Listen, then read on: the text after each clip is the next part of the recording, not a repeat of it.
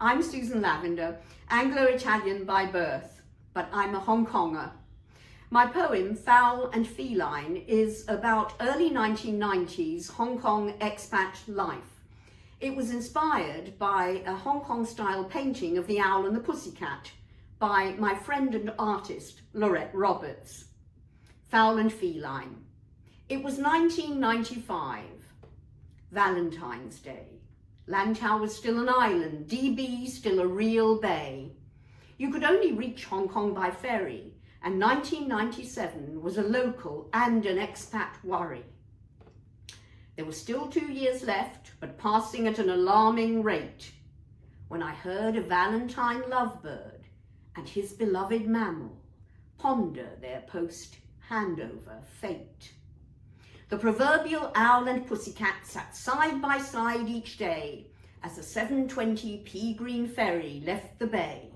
Same seats, in silence or in speech. They were always together, though by no means birds of a feather. Two remittance hippies turned 40, leading broken expat lives. They were two of a kind.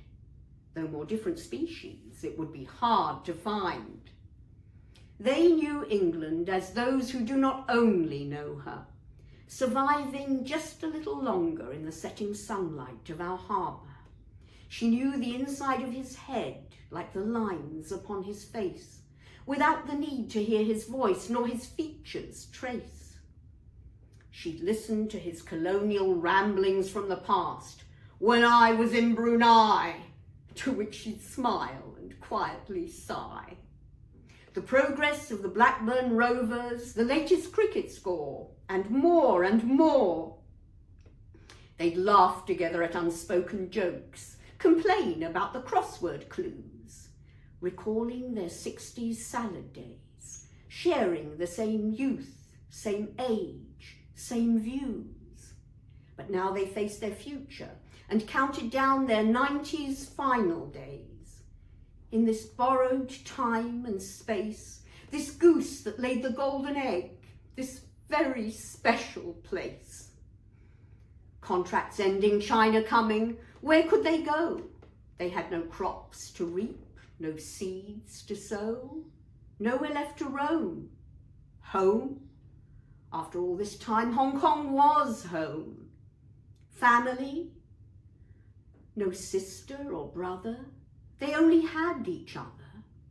So they made their last bid for freedom to end their glorious final season. We won't go back, they vowed, when we're sent home. Won't be extinguished without reason. She pointed out a little sampan they might stow away on tomorrow, wearing the red and white spotted handkerchiefs he'd buy for them today, or somehow borrow. But the owl and the pussycat is just a nursery rhyme. The Shape of Water's no more than a fantasy. Like Cinderella and her prince, they were simply out of borrowed time. And in reality, different species cannot mate, and they would never be more than a fairy tale Valentine's date. They would never be a couple, for theirs were ties that could not forever bind. She would never share his bed, though she'll always share his mind. There'd be no honey, no more plenty of money, no love song for this owl to sing, for his pussycat no ring. There'd be no dance by the light of the moon, for these two endangered species would be extinct very soon.